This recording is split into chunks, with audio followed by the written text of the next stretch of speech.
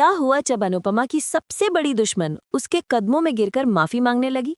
और क्यों अनुपमा ने उसे माफ करने के बजाय एक ऐसी बात कह दी जिसे सुनकर आपके भी होश उड़ जाएंगे? चलिए, इंडियन ड्रामा पर आपको बताते हैं अनुपमा के आज के एपिसोड की पूरी कहानी। तो दोस्तों, कहानी की शुरुआत होती है वहीं से जहां अनुपमा पराग के घर से निकल रही होती है। इधर अनुपमा बाहर जाती है और उधर घर के अंदर प्रेम अपनी माँ की तारीफों के पुल बांध देता है। वो कहता है कि मम्मी की सच्चाई और अच्छाई ने वो कर दिखाया जो इस घर में कभी नहीं हुआ। ये सुनते ही मोटी बा के तो जैसे पैरों तले जमीन ही खिसक गई। उन्हें यकीन ही नहीं हो रहा था कि उनका अपना पोता अनुपमा की तरफ हो गया है। उधर घर के बाहर पराग अनुपमा के सामने हाथ जोड़कर अपनी गलती मान रहा था। वो पछता रहा था कि काश उसने अपनी बेटी प्रार्थना का दर्द समझा होता, काश उसने अनुपमा की बात पहले ही सुन ली होती। इस पर अनुपमा उसे दिलासा देती है कि बेटियां अपने पापा से ज्यादा देर नाराज नहीं रह सकती। वो उसे यकीन दिलाती है कि प्रार्थना उसे जरूर माफ कर देगी। लेकिन घर के अंदर तो महाभारत छिड़ी हुई थी।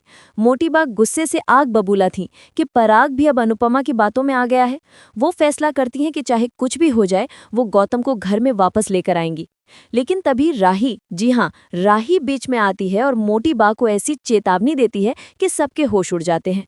वो साफ साफ कह देती है कि अगर गौतम इस घर में वापस आया तो आप अपने बेटे को हमेशा के लिए खो देंगी। वो कहती है कि मम्मी सही हैं और मैं सही का ही साथ दूंगी। ये सुनकर ख्याति और मोटीबा हैरान रह जाती हैं। दोस्तों, असली ड्रामा तो अभी बाकी था। जैसे ही अनुपमा ऑटो में बैठकर वहां से निकली, अचानक उसका ऑटो रोका और सामने कौन था? खुद ख्याति।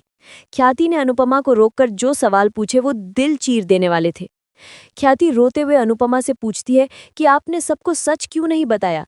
क्यों नहीं बताया कि आपकी आंखों की दवाई मैंने बदली थी? मेरी वजह से आपकी आंखों की रोशनी जा सकती थी, आप कंपटीशन हार सकती थी। आपको तो मुझे सबके सामने जलील करना चाहिए था। फिर आप ये अच्छाई का नाटक क्यों कर रही हैं? और फिर जो हुआ उसने सबका दिल दहला दिया। अनुपमा ने ख्याति को समझाया कि वो भी एक माँ है, उसने भी अपना जवान बेटा समर खोया है। वो ख्याति के दर्द को समझ सकती है। दो माओं का ये दर्द देखकर किसी की भी आंखें नम हो जाएंगी। अनुपमा ख्याति को बताती है कि उसने आर्यन को नहीं मारा। वो ख्याति को आर्यन की ड्रग्स की लत से लेकर शादी में हुई पूरी घटना के बारे में सब सच सच बता देती है। ये सुनकर ख्याति फूट फूट कर रोने लगती है। अनुपमा उसे गले लगाकर समझाती है कि हमारे कर्म ही हमारे साथ रहते हैं। ये बोझ तुमने खुद अपने ऊपर डाला है और इसे तुम्हें ही हटाना होगा।